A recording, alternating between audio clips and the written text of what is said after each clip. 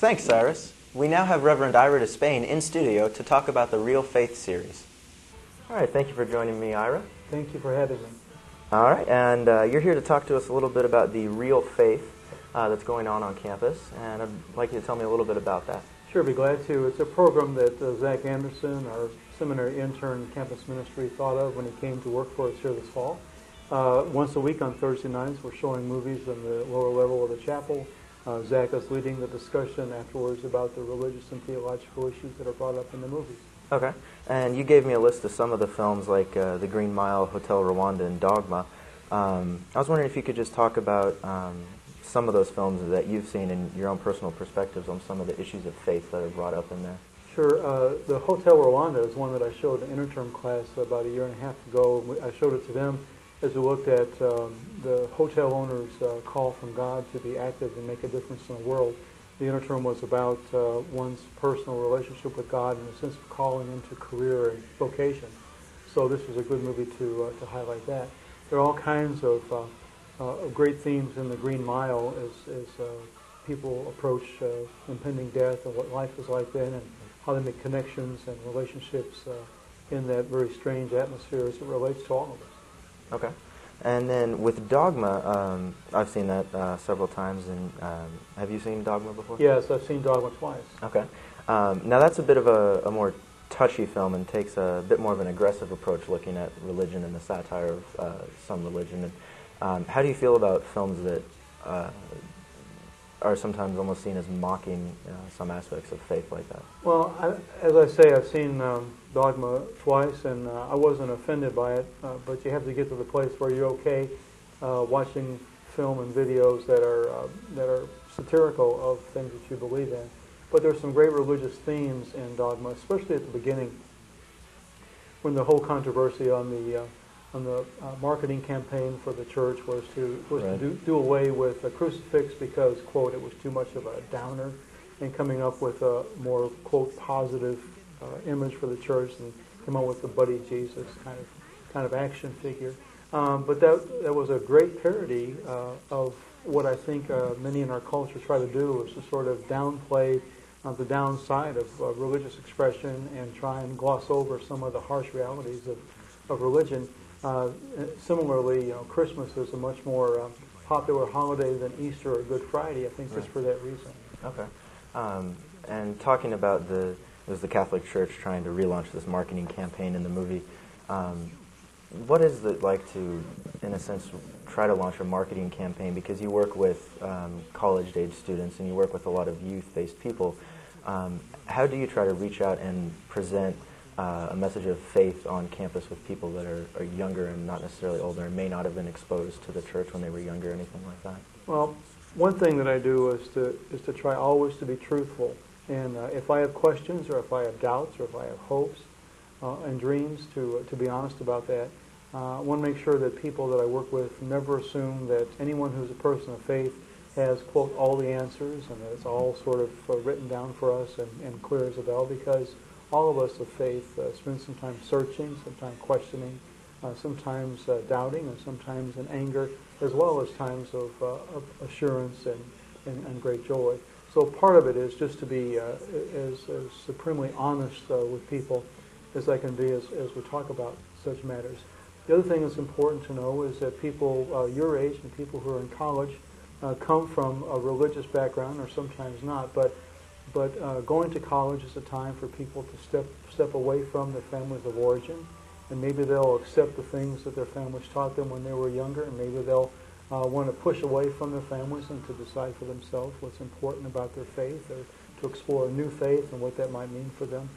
So you're right, it is a challenge, but the things that are important is to always be honest and to always accept people where they are and to try and answer their questions as honestly as I can. Okay. You just talked about accepting people as they are and being a Methodist minister at a Methodist university. How do you relate to students that are of different faiths and different perspectives in Christianity and outside of Christianity as well? Well, it's one of the joys of my work, really, is that I get a chance to be everyone's chaplain. Okay. And so I just listen to people where they are I have to be well versed in other forms of Christianity. I have to know something about Catholicism and something about the Baptist Church and the varieties of Christian denominations. I also have to know something about Judaism and Hinduism and Islam when we have students from those traditions here, to listen to them, to try and understand them, and try and be helpful to them in their own faith development. Okay, that makes a lot of sense. And coming back to talking about the real faith in the cinema, one thing I wanted to talk to you about was portrayals of Jesus in movies and in film. Recently there was The Passion of the Christ and Godspell back in the day, and various things throughout the years. How do you feel about the portrayal of Jesus in cinema, and if that's an appropriate thing or how it's been done in past movies, that sort of thing? Well, it's certainly appropriate that Jesus as a figure is fair game for people to aspire to portray in films. I think often that the movies don't do the person of Jesus justice, and that the characters of Jesus sort of come across as one-dimensional, sort of looking like a cardboard cutout, sort of quoting scripture in King James English, as opposed to being a real life, living, breathing, suffering, and joyful human being. So sometimes the portrayals are pretty unidimensional, one-dimensional. Things like Passion of the Christ, I think that was a more well-rounded. Of course, there was a lot of violence in that, and the crucifixion was really graphically portrayed, and so that gave some people some difficulty. But it was a good movie to make. There's nothing wrong with portraying the crucifixion, because that is part of the story of the Christian faith. Okay. And just to remind everybody, the Real Faith, when can people come and see these movies? Thursday night, lower level of the chapel at 7 o'clock. All right. Well, thank you very much for joining us. Thanks for having me, Wes. To view a full schedule of the Real Faith series, check out thebakerorange.com. Now we're going to go and find out how students feel about Student Activities Council. I know about the SAC events, but I do not attend them because I'm tired after practice, so I go in my room and go to sleep.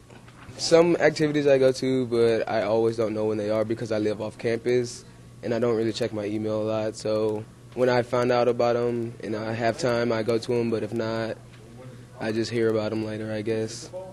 I attend most of the SAC events, as many as I can. I think Cassie's doing a great job with planning events, and she definitely makes it more fun, gives us stuff to do other than just having to go to Lawrence and stuff. So I think she's doing a great job, and I enjoy all the events that we have. I don't attend the SAC activities because I don't have time. I have not been to any of the homecoming events this year. I am aware of them.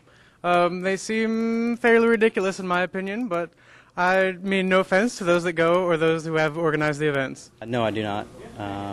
I live off campus, so usually in the evenings, since I'm off campus, then I don't really want to come back. But other than that, I don't usually attend any. I haven't been able to attend because I'm a theater major and have been involved in the productions. I, for one, like to support the SAC events. I, for one, think they're very beneficial to the campus. As far as the homecoming events, certain situations have not allowed me to attend all the SAC events. Homecoming dance, I might actually be protesting because they did not get a very experienced DJ for the dance. And I, for one, am not going to show up as far as protest, but all the SAC events, excuse me, are very beneficial to the campus, and when I get opportunity, I do attend.